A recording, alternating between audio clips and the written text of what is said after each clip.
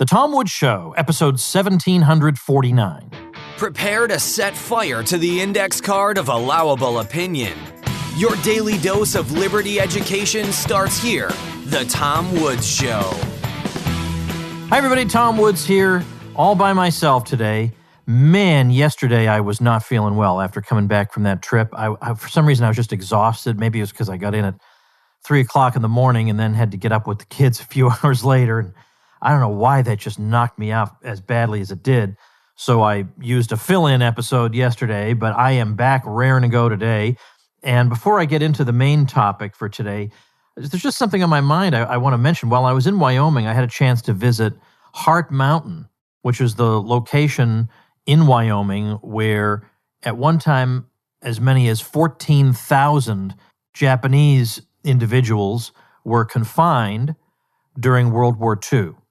And now they have a place where it's a small museum and you can actually go there. It's the actual site where these people lived. And it's a very, very well done little museum. We learned a lot from it. And after we were all done, we noticed at the very end they have a little display where they take people's, just ordinary people who've been to the museum, they take people's feedback written on index cards, and they put these cards behind a glass case so that you can get a feel for what different people thought of the various exhibits. I guess there was one that just made me crazy because it was so boomer. And also because I thought to myself, back in high school, I could see myself having said this. Heaven help me. So you've just observed people who had to basically gather up all their things or basically take what they could carry and somehow, with almost no notice, dispose of or sell everything else and indefinitely close their businesses and they were going to lose everything. They were going to lose their houses. They weren't going to be able to come back and reclaim anything and just be sent to the middle of nowhere to live indefinitely. Now that's not good, right? You would think that's just clearly not good. And yet somebody responded with, at least these people had medical and dental and were cared for, which is more than you can say for a lot of Americans living during that time. So let's remember that.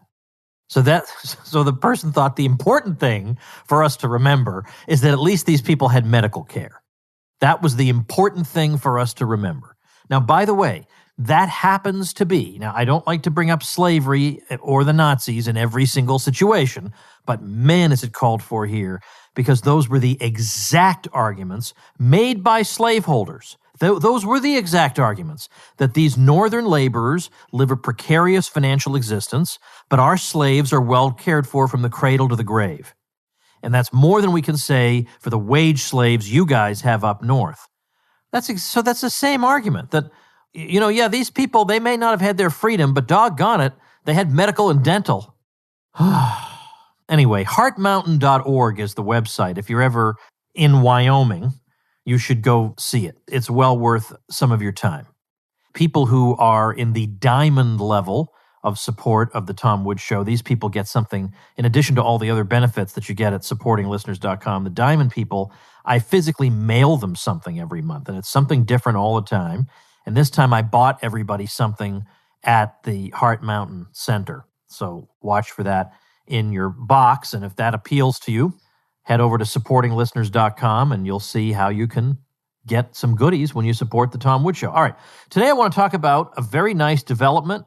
It was very smart, should have been done a lot sooner, and that is something called the Great Barrington Declaration, and I'm going to read it to you.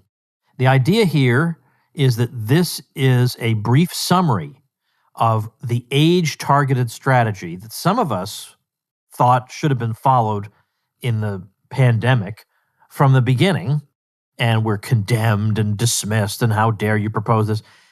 Well, this is what we're seeing now among some pretty significant epidemiologists and other experts saying that, maybe instead of destroying society, we ought to do this instead. And so they came together at the urging of the American Institute for Economic Research, and we've had several people from that organization on the Tom Woods Show. They came there in person for some discussion of the topic, and then for the drafting and signing of the Great Barrington Declaration, which it is urged that everybody sign. Now, that would include whether you're a medical practitioner, they want you to indicate that when you sign it. Medical or public health scientist, they want you to indicate that when you sign it. Or even if you're just a member of the general public like me and I signed it, just go ahead and sign it. The more signatures, of course, we can get on it, the better. It can be found at gbdeclaration.org. So as I'm looking at this, there are nearly 22,000 people in the general public who have signed, and then within the scientific community, another 2,700 or so. But of course, we want that to be, these figures to be much higher. I'm actually going to read to you the declaration. It's not that long, and it's signed by a bunch of people. You'll see all the signatures. I mean, it would take too long to read the major signatories, and then we've then affixed our signatures to it, but the initial signatories are all listed here. But the three people most associated with it are the following, and these would be three people you'll know if you've been following the whole COVID thing to any extent and you're interested in something other than the Fauci point of view. The first of these is Martin Kulldorff, who, as you know, was a guest here on the Tom Woods Show not too long ago, and I strongly urge you to listen to that episode. I'll link to it at tomwoods.com/1749, but it is episode 1741, tomwoods.com/1741. Martin Kulldorff, professor at Harvard Medical School, got every credential you could ask for in this field. He's the first of the major signatories. The second is Dr. Sunitra Gupta, who's a professor at Oxford, and she is the woman Kulldorff says is the premier infectious disease epidemiologist in the world, and she also thinks this is the correct strategy. And then the third one is Jay Bhattacharya, who is a professor at Stanford, and I really like that guy. It'd be great if I could talk to him. I've seen him interviewed numerous times. He's just so level-headed, common sense, and smart, impressive, just seems to be looking at things completely dispassionately. He does not really want to be dragged into a political discussion. And then when you ask him about what's your impression of how the scientific community has handled this, he just says he's deeply disappointed. This is ridiculous. The sheer irrationality and politicization of this whole thing is a disaster. So let me read this to you, and I think you'll find it interesting and compelling. It reads as follows. As infectious disease epidemiologists and public health scientists, we have grave concerns about the damaging physical and mental health impacts of the prevailing COVID-19 policies and recommend an approach we call focused protection. Coming from both the left and right and around the world, we have devoted our careers to protecting people. Current lockdown policies are producing devastating effects on short and long-term public health. The results, to name a few, include lower childhood vaccination rates, worsening cardiovascular disease outcomes, fewer cancer screenings, and deteriorating mental health, leading to greater excess mortality in years to come, with the working class and younger members of society carrying the heaviest burden. Keeping students out of school is a grave injustice. Keeping these measures in place until a vaccine is available will cause irreparable damage, with the underprivileged disproportionately harmed. Fortunately, our understanding of the virus is growing. We know that vulnerability to death from COVID-19 is more than 1,000-fold higher in the old and infirm than the young. Indeed, for children, COVID-19 is less dangerous than many other harms, including influenza. As immunity builds in the population, the risk of infection to all, including the vulnerable, falls.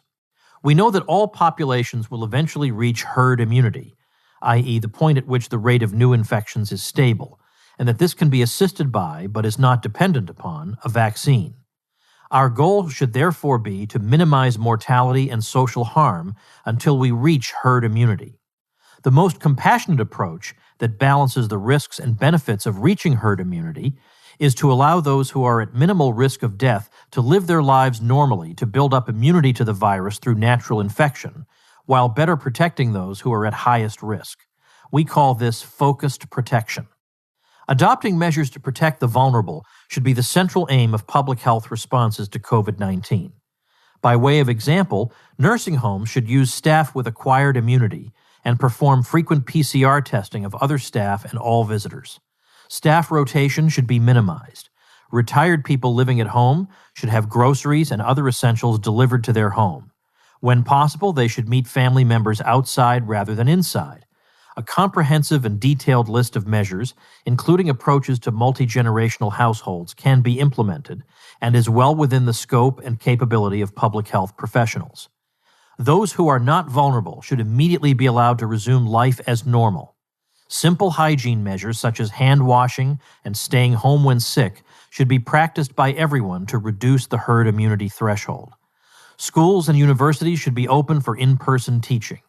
Extracurricular activities such as sports should be resumed. Young, low-risk adults should work normally rather than from home. Restaurants and other businesses should open. Arts, music, sport, and other cultural activities should resume. People who are more at risk may participate if they wish, while society as a whole enjoys the protection conferred upon the vulnerable by those who have built up herd immunity. And this was signed October 4th, 2020. That's the declaration. Well, this is obviously a breath of fresh air, and it should, at this point, go without saying, this is the only common sense approach there is. I mean, New York now is closing down a bunch of schools again, closing down a bunch of businesses again. You cannot run a society like this. You cannot run a business like that. Oh, every once in a while, by the way, we'll be down to 0 customers indefinitely. You cannot run a business like that, which means you can't run a society like that. With these completely arbitrary and sudden changes being imposed on you at all times. Meanwhile, we've got Dr. Fauci saying that if everybody's vaccinated, he thinks it's quite reasonable to expect normal life to resume probably in the spring of 2022. Now, if ever the expression "get bent" were called for, I'd say it's right about here. So these bastards are going to take 2 years of your life. They intend to take 2 years of your life. 15 days to slow the spread. They must have been laughing their asses off at that one. 2 years. And then you can act like a human being again. Meanwhile, we've seen, I think it was from the CDC, recommendations that you should consider having a virtual Thanksgiving this year. A virtual Thanksgiving. After months and months and months of this, they still want us to live like vegetables. A virtual Thanksgiving? Now, how about I'm planning to visit family, like a human being? Ron DeSantis is governor here in Florida, and of course he's getting savaged for saying that people ought to just resume their lives at this point. I mean, it's probably not going to kill you. There are a lot of risks in life, and and the idea that this risk is uniquely different because there's exponential growth and all that. There's never been exponential growth. Remember early on when you were being solemnly lectured by midwits who would try to explain to you what exponential growth means, because then it's 2, then 4, then 16, and then what? Okay, all right. Well, look, that never happened. That never happened. Now, they'll say, oh, that's because we instituted all these measures. Even when you don't institute the measures, the virus still seems to follow a certain pattern. So they were acting like this virus probably is going to follow whatever expected pattern you would get in Chapter 2 of Introduction to Epidemiology. Let's just automatically assume that instead of looking at it. Anyway, DeSantis had a roundtable discussion with Michael Levitt of Stanford and then Drs. Bhattacharya and Koldorf, and they were just insisting that society needed to reopen, of course, and then that was the day before DeSantis decided to pull the trigger and say we're in phase 3. And there are different phases and plans in different states, but in Florida, the meaning of phase 3 is basically that you've resumed normal life, and it's up to people to make their own decisions. There's still, I believe, the state of emergency in Florida, so that still allows some localities to get away with being annoying. DeSantis has said they're not allowed to collect fines anymore for people who, they're not socially distancing or whatever. They can tell people not to do it, but they can't fine them, or the fines will be unenforceable. And apparently some localities are saying we're going to enforce the fines anyway. Well, good luck with that. Anyway, the reason I bring up DeSantis is that in that roundtable, he said something like, we should let people make their own decisions and not assume that we know what they want. So he said, for example, there are times when people go to visit their elderly relatives wearing masks, and it's the elderly relative who say, take your mask off, I want to see your smile. And who are we to say, no, you can't do that. No, you have to greet people from 10 yards away, or You have to see them over the computer screen or something. We can tell them what the risks are, but especially now that it's clear that the hospital capacity issue is not an issue. And for heaven's sake, at this point, how many months have they had to rectify that problem? Why not let people make the decisions they want to make? Yes, I am taking a risk by living as a human being. That's true. But that's always been true. You could live a much safer life, I suppose, as a vegetable. Maybe you could. I don't know. Maybe at some level, being a vegetable actually becomes detrimental to your health, I suppose. But I could avoid some of the greatest risks by just staying home or by driving 30 miles an hour or whatever. And yet people don't live that way because that's not a life that is befitting of a human being. So I thought it was interesting that he was willing to say even that. So meanwhile, we got Fauci saying that if we all get vaccinated, it's quite reasonable to think we could have normal life by 2022. Well, it's pretty obvious not everyone's going to get vaccinated. I think a lot of people won't.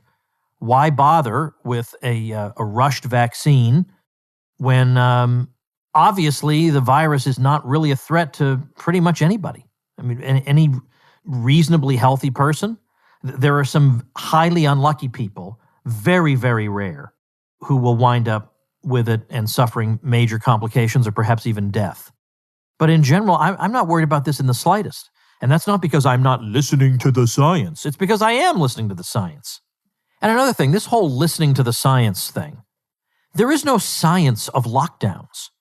Lockdowns are not a thing. This was just made up on the spot. There's no recommendation for society-wide lockdown anywhere. They just copied the Chinese, who propagandized the idea that everybody needs to have a lockdown. There's no book that says you need to do this. So then when it doesn't go well, there's societies where they've locked down hard and yet they still are dealing with the virus. Instead of saying, maybe this is a dumb strategy, they come back with, you're just not doing it right. But they're basing that literally on nothing. There is nothing that recommends this or that says this is going to work or is a good idea. They're making this stuff up as they go and then scolding you when things don't work out the way they want them to. And then when they do work out the way they want them to, instead of saying, well, gee, they seem to work this way no matter what we do, they say, oh, it was because of the lockdowns. And if it's not working out, then we need to lock down harder and then harder and harder and harder and harder. It is exactly the way the left views all other aspects of government intervention in society. So, for example, as I've said before, the idea of fiscal stimulus and stuff like that, okay? We had a lot of stimulus under Obama, and it did not yield the results hoped for. Unemployment went even higher than the projections said it would have gone with no stimulus. Well, geez, if we don't have the stimulus, it's going to hit blah, blah, blah. Well, we got the stimulus, and it went even higher than blah, blah, blah. And the response was, well, guess the economy must have been worse than we thought. We needed a bigger dose of stimulus. It never dawns on them, maybe the whole approach is stupid. Maybe the whole approach just doesn't work. No, we need more of it at all times. And Bob Murphy, I hope I'm not misstating this, but has a thought experiment. He says, let's suppose there's a disease, and every time you give people the medicine, they die of it. They die, right after they get the medicine, they die. Would we really be persuasive if we said, well, the problem is not the medicine. It's that we didn't give them enough medicine. So the next time we give them more, they die again. The problem here is we haven't done enough. Wouldn't there be some people who would say maybe the damn medicine is the problem? Wouldn't there be somebody saying that? Or at the very least, maybe we need to rethink this approach. Maybe it doesn't solve the problems we think it's supposed to solve. Something? Hey, everybody, let's take a quick minute to thank our sponsor, BetterHelp. These are very, very difficult times, and a lot of people are really struggling. They're feeling overwhelmed. Well, if there's anything that's interfering with your happiness, BetterHelp will assess your needs and match you with your own licensed professional therapist. You can connect in a safe and private online environment. It's so convenient. You can be communicating with that therapist within 24 hours. And I'll be open enough to tell you something. I've used BetterHelp. I had a time when I needed to talk something through with a neutral third party, not my friends who were going to tell me what they thought I wanted them to say, but a neutral third party, and I couldn't have been happier with the match I got on BetterHelp. This is not self-help, it's professional counseling. You get timely and thoughtful responses to messages you can send to your counselor at any time, and you can schedule weekly video or phone sessions. It's available for clients worldwide, more affordable than traditional offline counseling, and financial aid is available. Their licensed professional counselors specialize in depression, stress, anxiety, relationships, sleeping, trauma, anger, grief, family conflicts, and more. In fact, so many people have been using BetterHelp that they're now recruiting additional counselors in all 50 states. Well, I want you to start living a happier life today. As a listener, you'll get 10% off your first month by visiting betterhelp.com/woods. Join over 1 million people taking charge of their mental health. Again, that's BetterHelp, HELP.com/woods. Well, meanwhile, I'm interested in the fate of live music because I live in the general vicinity of a bunch of small venues that are just dying. They are just desperate and at very great risk of closing. I mean, we've now heard that Regal Cinemas is closing all their locations.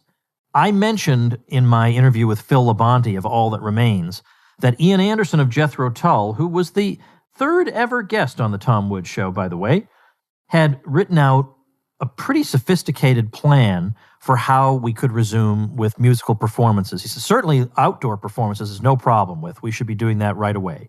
Indoor performances, we probably need the following modifications. And he'd clearly really thought this out. And no doubt it's in part because he's, how old is he? Let me try and remember. I think he was born in 47.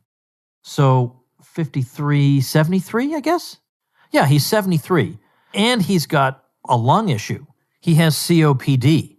And he recently said that his days are numbered. And he said, and then he clarified that. He said, I meant as a singer, not days to live. He said, after all, I am 73 years old. So in other words, he doesn't have that long to go in his career. And I don't think he wants his career to have been over without his realizing it, that he performed his last concert without knowing it. So he came out and made this proposal, even though obviously he's at very high risk. But he wants to live. But he came up with this reasonable plan. He submitted it to the authorities in the government that promptly proceeded to ignore him. Then on the other hand, we have Van Morrison, who I mentioned Van Morrison in my newsletter. You should all be on my newsletter list. Go to wrongaboutlockdown.com and hop on there. It's not just about COVID stuff, but these days, naturally, most of it is. And I mentioned that Van Morrison has 3 protest songs coming out. One of them has already come out as of this recording. The next one is on the verge of coming out, but the one that's out already is Born to Be Free. And then the third of them is actually called No More Lockdown. And he's basically said, look, live music's going to die if we don't just resume and let people make intelligent choices about what they want to do, which is how we have to live anyway. We obviously have to live that way. You cannot just indefinitely take away everything that gives people joy, because then you wind up with the statistics we have now about young people contemplating suicide. It's like 18 to 24, it's like 25% contemplated it in the past month. And that's up from, I wish I had the numbers in front of me because I actually sent them out in my email on my newsletter. But the normal number is much lower. And normally they're asking, have you considered it in the past year? Well, now it's way, way up just over the past, have you considered suicide over the past month? You just can't do this. You don't have the right to do this to people. And Van Morrison has said, look, I need other performers to stand with me in this. And so far, from what I can see, it's only Eric Clapton, who's himself 75, who has stood up and supported him, calling him an inspiration and saying the following. This is Eric Clapton. It is deeply upsetting to see how few gigs are going ahead because of the lockdown restrictions. There are many of us who support Van and his endeavors to save live music. He is an inspiration. We must stand up and be counted because we need to find a way out of this mess. The alternative is not worth thinking about. Live music might never recover. One last thing, by the way, that makes me crazy is when people, for example, on social media saying things like, what will it take to get you to take this virus seriously? Well, how about this? I'll take it seriously after you acknowledge that the crazy voodoo that you're recommending that we do in response to it might be causing 17 forms of wreckage in non-COVID society. How about that? Is that a fair deal? I'll start taking it seriously when you admit that the fact that, according to Sunitra Gupta of Oxford, 130 million people are at risk of starvation because of this. Once you acknowledge that maybe that's a teensy-weensy problem, then I'll, quote, take the virus seriously. How's that for a deal? And yet I bet almost no one would take me up on that because their heads would explode because they're not allowed to acknowledge trade-offs or that there are consequences to shutting societies down. Well, that's what I'm going to be talking about at the Mises Institute Supporters Summit this week at Jekyll Island, Georgia. We'll get that up on YouTube. I gave a talk at the Mises Institute in July called The Fact-Free Lockdown Hysteria. This is going to build on that, but I think be even punchier, and I'm actually really looking forward to delivering it. All right, if all goes well, tomorrow I'm going to welcome to the show somebody I have followed for the past several months very closely, who does absolutely heroic work, who deserves to be a household name, who should be, if this were a normal society, writing for the New York Times, and that's Jennifer Cabrera, who's done amazing journalistic work on the COVID catastrophe, and particularly what's been going on here in Florida, where there has been so much misinformation spread around the country. She's done tremendous work trying to get the truth out there. Absolutely great. So that's coming up tomorrow, and I'll see you then. Become a smarter libertarian in just 30 minutes a day. Visit TomWoods.com to subscribe to the show for free, and we'll see you next time. Like the sound of The Tom Woods Show? My audio production is provided by Podsworth Media. Check them out at podsworth.com.